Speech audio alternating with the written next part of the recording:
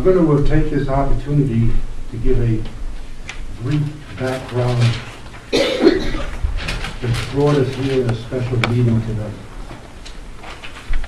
As a result of a vote by the Tiverton School Committee at their meeting 2 days ago on December 28, 2010, I received an invitation that reads, quote, "The school committee has invited Mr. DiMattea to attend their next meeting on Thursday, January 13, 2011 at 7 p.m. in the high school library.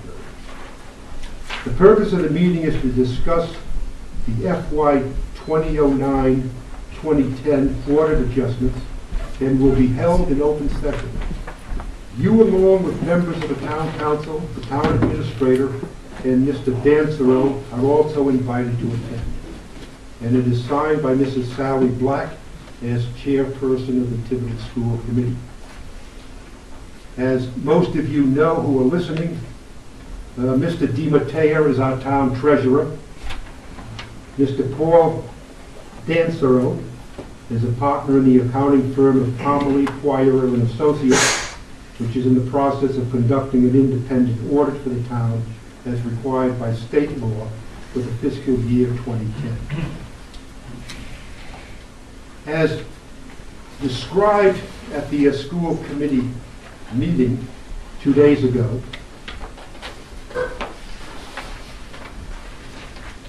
I am, quote, welcome to come to the January 13th meeting as a member of the town council.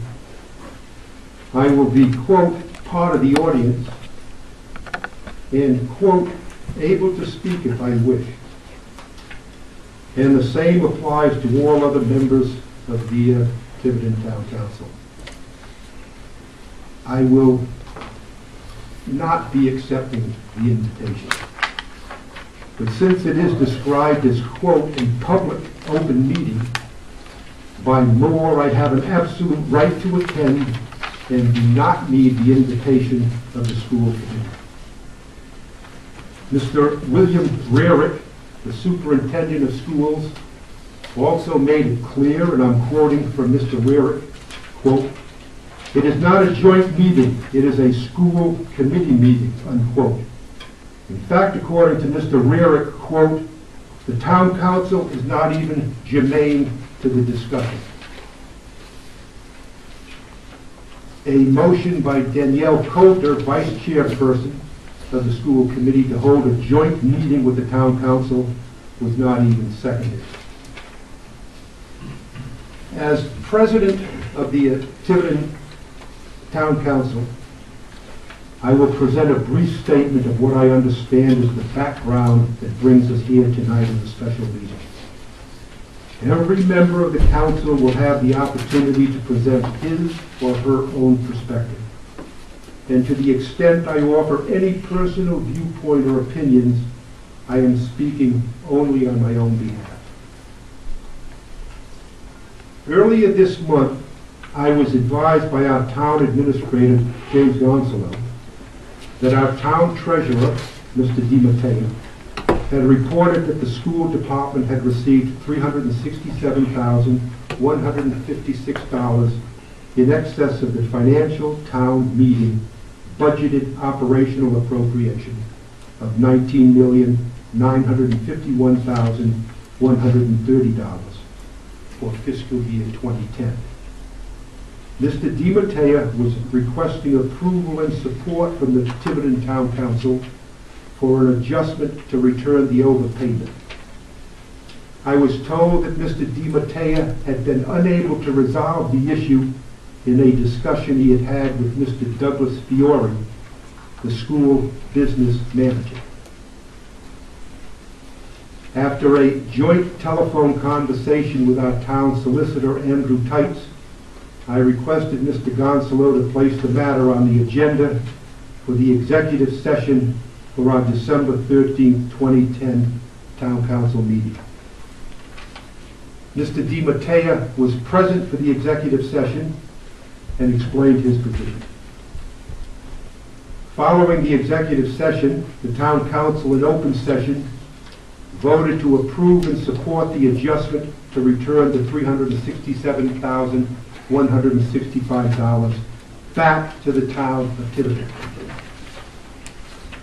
Mr. DiMatteo, by correspondence dated December 13, 2010, advised Mr. Dansero, our auditor, that the adjustment would be made on December 16, 2010.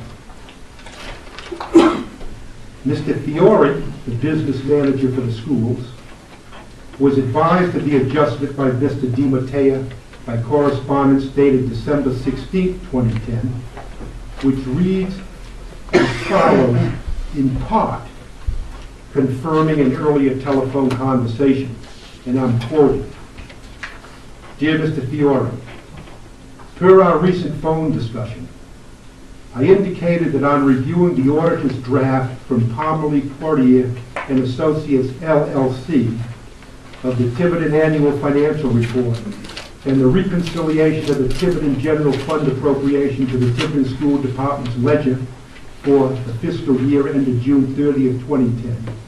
It is apparent that the Tiverton School Department requested and received $367,165 above the financial town meeting budgeted operational appropriation of $19,951,130.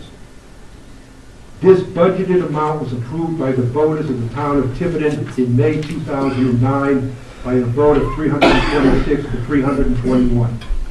This vote was confirmed by the Tiverton town clerk in the financial town meeting's minutes of that day.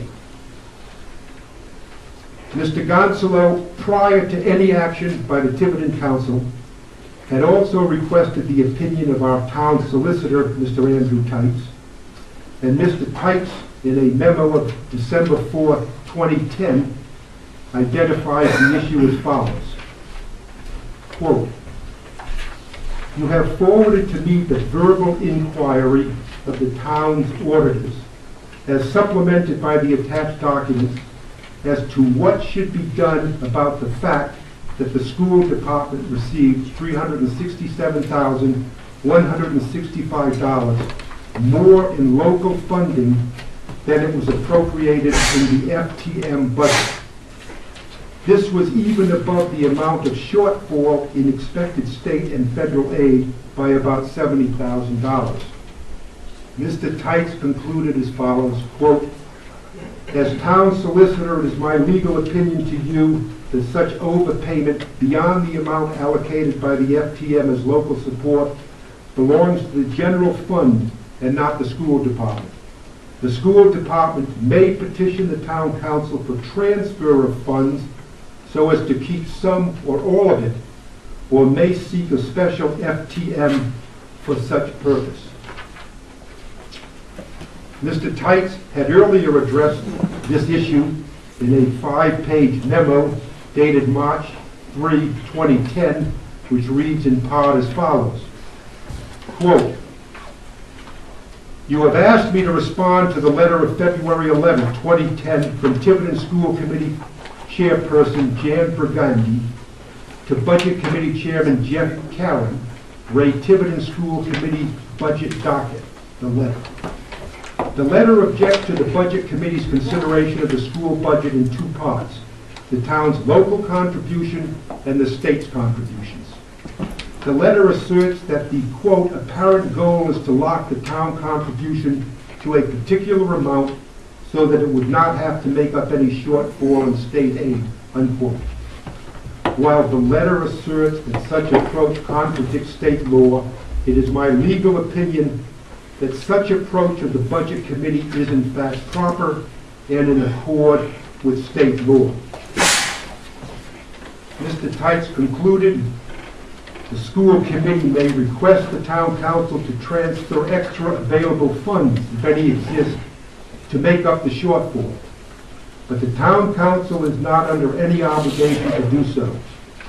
In addition, the school committee can also seek a special financial town meeting for a special appropriation via an additional tax levy, unquote. The action taken by the Tiverton Town Council on December 13, 2010 was clearly consistent with the illegal advice received from our town solicitor. It was also on the advice of our town solicitor that the issue was considered in executive session. The response of the school committee to the Tiverton Town Council vote is dated December 15, 2010, signed by Mrs. Black, quote, on behalf of the Tiverton School Committee, unquote, presumably drafted by Mr. Stephen Robinson, attorney for the school committee, and addressed to Mr. DiMattea and myself. It characterizes the town council action as, quote, manifestly illegal, raises the specter of, quote, costly litigation, and expresses, quote, surprise at the position of the town council and the town treasurer. And for the benefit of Mr. DiMattea, claims, quote, your failure to fulfill your monitoring duties in an appropriate fashion would subject you to charges brought under section 1211 of the town charter, unquote. Let me make it clear as a personal opinion. For the school department to express, quote, surprise, dismay, or righteous indignation at the legal position of the town is at least disingenuous. The school department knows precisely the town's position, that it has no legal obligation to make up shortfalls of school aid, state or federal. It knows that this is the view of the town solicitor, that it is my view, and that it represents probably the view of a majority of the current town council. Yet the school committee never advised the town that it had received $367,165 in excess of the town's operational appropriation for fiscal year 2010. Mrs. Black's letter does extend an olive branch of sorts, albeit with yet another threat. Quote, the Tiverton School Committee urges that a joint executive session of the school committee and town council be convened as soon as possible in hopes of resolving these matters and avoiding a protracted and ultimately mutually exhausting dispute. However, absent resolution of this matter no later than December 22nd, 2010, we will be forced to resort to legal action. Mr. Robinson continued the same tone, message, and same language in a letter dated December 17, 2010, addressed to Mr. Dancero, who was in the process of completing his financial audit. It reads in part, and I'm quoting, the Tiverton School Committee takes the position that this action is manifestly illegal. The town's attempt to deduct the sum of $367,165 from the school department's operating budget for fiscal year 2010 is unlawful. We have placed the town on notice of this fact and are now giving you the same notice. Please also be advised that if the town does not rectify this situation, the school committee will be forced to exercise any and all of its legal options.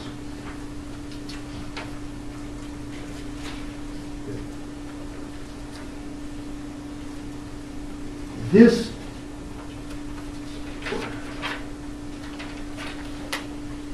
even before Mrs. Black's letter of December 15, 2010, Mr. Rarick, the superintendent of schools, had been in touch with Mr. Gonzalo, our town administrator, requesting a joint executive meeting with the Tiverton Town Council.